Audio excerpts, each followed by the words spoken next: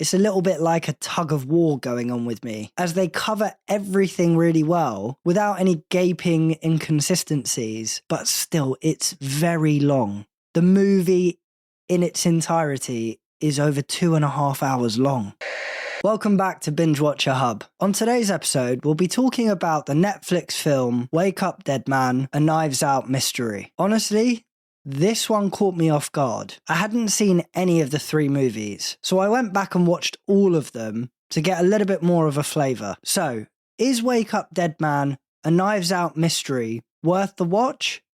Let's talk about it. Wake Up Dead Man, a Knives Out mystery is the 3rd entry in the Knives Out series, following Detective Blanc as he's pulled into another complex, high-profile case. This time, the mystery is darker and more serious in tone, with secrets, power, and personal motives all colliding around a serious death. Daniel Craig returns as Detective Blanc. The cast once again feature a stacked-up line of well-known actors, each playing characters with something to hide. As with previous films, everyone feels like a potential suspect from the moment they're introduced. The central question is simple: who's lying and why? As Blanc digs deeper, it becomes clear that this isn't just about solving a murder.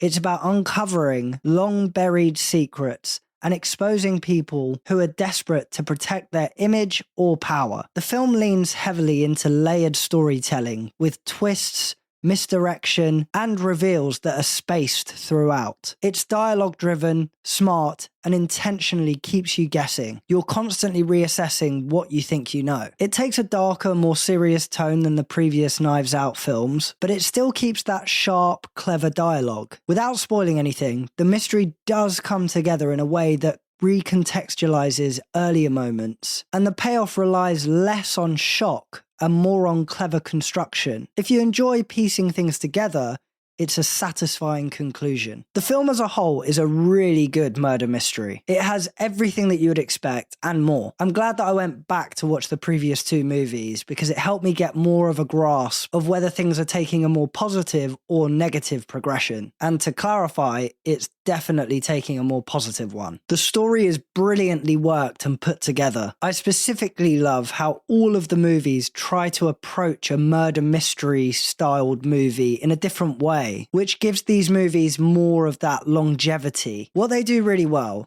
is give great initial detail into all of the backstories of the characters, and that then leads nicely into the main mystery of the film, but we've been satisfied already with the setup where we've been provided that context that's so important as we move into the main part of the movie, which then gives a complementary, satisfying resolution. But I do have to say that it is very long. I mean, the build-up took around 36 minutes. So the film can feel like it's dragging on, but I get both love from it and a little bit put off at the same time. It's a little bit like a tug of war going on with me, as they cover everything really well without any gaping inconsistencies, but still it's very long. The movie in its entirety is over 2.5 hours long. But with my love for film and TV shows, I'm leaning more on the positive side of this movie. Something that I picked up on from this film that I actually really liked was its clever injection of modern day social media that supported the mystery and the plot. Now, they used this as a lever in framing our main character, Judd, who's played by Josh O'Connor, which is where Detective Blanc, who's played by Daniel Craig, then comes into the picture. The twists in the story are brilliant. Not just with this movie, but in the other 2 films as well, they were great. What they do really well is that they hold your intrigue, making the progression of the story all that more entertaining. The characters are provided with the right amount of detail in the right moments during the film. I absolutely love how much detail that they go into, and they do it very strategically with all of those characters. So they haven't just got big name actors playing these characters, the script and the detail and profiling of those characters are done so well. It gives them an initial character profile straight from the off and then connects nicely into the main storyline. Thomas Hayden Church plays Samson Holt, who's the groundskeeper, and I was a little bit surprised that he didn't really get a ton of screen time, but I loved seeing him in the cast. It seems like I haven't seen him for a long time. I mean, stretching as far back as the Spider-Man days.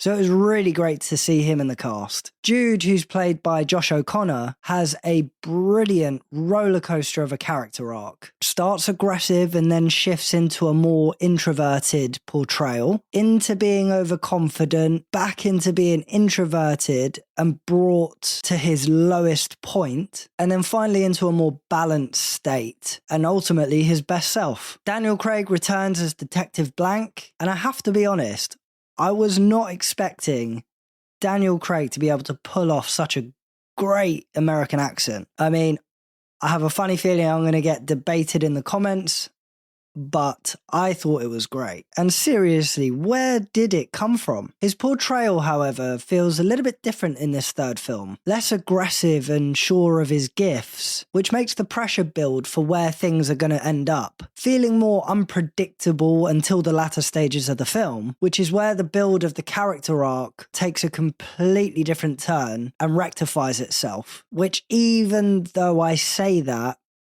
it's still heavily influenced by Jude, and it's not the Detective Blanc that we've seen in the previous two films. Josh Brolin plays Jefferson Wicks. Brilliant actor and brilliant acting in this film, but there is one moment in this film that caught my eye ridiculously. I don't know if I'm being too over the top, but I ended up rewinding to watch the moment again. And I'm going to try and not spoil things here, but Wicks falls down with a flask in his hand that flicks out of his hand that clearly comes across like it's just been thrown, as opposed to a more natural release, which is why I had to go back and have another look, because you just see his hand sort of flick his wrist as if he's doing it on purpose, as opposed to naturally doing it because the moment intends him to do it. Glenn Close, who plays Martha Delacroix, gives a great portrayal, really cunning and captivating in her performance. Like the introduction build-up, I thought the resolution was really intriguing because we get to see the characters' motivations all start to come right around to bring things full circle. The viewing experience really pulls you in. Everything from the look to the sound feels intentionally crafted to match the story's tone. The visual colour palette is just spot on. The costume outfits complement the sets really well. Consistently warm and sleek, but when colours are introduced, it makes a really strong picture. From the church itself, and then you've got the vibrant church windows that all have different types of colours in them, all the way through to the costumes themselves, really catch your eye because the back tone of the sets are left quite minimalistic. Now, I had to call this specific piece out because it was brilliant. I've never really seen anything done like this before, and I thought it was so subtle, but really, really such a touch of quality. And that's this moment of brilliance, where the warmth of natural lighting changes to a more sky blue, all in one sequence, which I just thought was remarkable. I thought in this film, similarly to the other two films, they used the integrated flashbacks really nicely. And then the music.